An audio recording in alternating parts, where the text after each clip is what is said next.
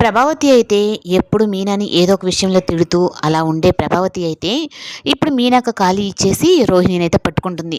ఇంక మనోజ్ రోహిణి అయితే ఇంక ఆఫీస్ నుంచి మేము కష్టపడి వచ్చినట్టుగా అమ్మ చాలా టైర్డ్గా ఉంది నేను వెళ్ళి పడుకుంటాను అంటే ఇంక ఒక్క కోపంతో మనోజ్ని పక్కకు లాగి నువ్వు రెస్ట్ తీసుకుంటానని చెప్పి వెళ్తే ఇది వరకటి ప్రభావతి అయితే నీకు జ్యూస్లు అన్నీ పంపించి నిన్ను అలాగే రెస్ట్ తీసుకున్నానా అని చెప్పనేది. కానీ ఇప్పుడు అట్టా కాదు.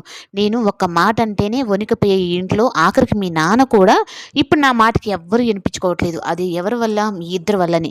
నాకు ఎంత వీలైనంత వరకు నాకు డబ్బులు కావాలి అని చెప్పానంటే ఇంక రోహిణి అయితే మా నాన్న జైల్లో ఉన్నాడు కదా ఆంటీ అంటే అవును జైల్లో ఉన్నాడు. నీకు పెళ్లి జరిగి ఇప్పుడు సంవత్సరం అవుతుంది. అప్పటి నుంచి జైల్లోనే ఉన్నాడు.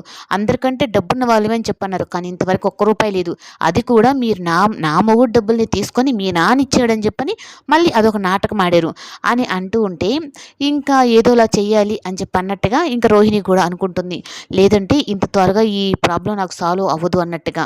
ఇంకా బాలు అయితే చూసావా నీకు కంగ్రాట్స్ మీనా, మా అమ్మ నిన్నొక్కటే తిడుతుంది అని అనుకున్నాను. కానీ ఇప్పుడు రోహిణిని కూడా ఆ ప్లేస్లోకి చేర్చేసింది అని సంతోషపడుతూ ఉంటే ఇంకా మీనా అయితే నేను ఎప్పుడు ఒకరిని తిట్టాలని చెప్పి అనుకోను అని మీనా అయితే అంటుంది. అయ్యో మీనా నీకు అర్థం కావట్లేదు.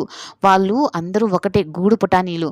వాళ్ళు ఇప్పుడు తిట్టుకున్నట్టే ఉంటారా? ఇంకొద్దిసేపటికి నా కోడలు నా కొడుకు అని చెప్పని అంటారు. కానీ ఎప్పటికీ నీ మీదకి మా అమ్మకి ఉండదు, నీ మీద నా మీద ఎప్పుడు ఒపీనియన్ ఒకటే ఉంటుంది అని చెప్పనని మాట్లాడుతూ ఉంటారు. ఇంకా సత్యం అయితే ఇంకా రోహిణికి అలాగే ప్రభావతికి అందరికీ అయితే ముందు ఆ 30 లక్షలు పోయిన వాళ్ళు దొరికితే తప్పక ఈ ప్రాబ్లం సాల్వ్ అవ్వదు.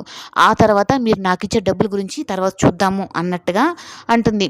ఇంకా రోహిణి అయితే మామయ్య మనోజు చాలా బాధపడుతున్నారు.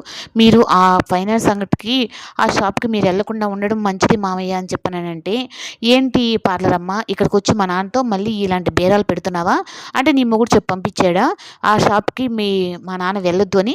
సరే వెళ్ళడు, మీరు మాకు ఇవ్వాల్సిన 45 లక్షలు ఇచ్చేసారంటే నేను ఏదో పెట్టుకుంటాను, అలాగే వాడు ఒక రెస్టారెంట్ పెట్టుకుంటాడు.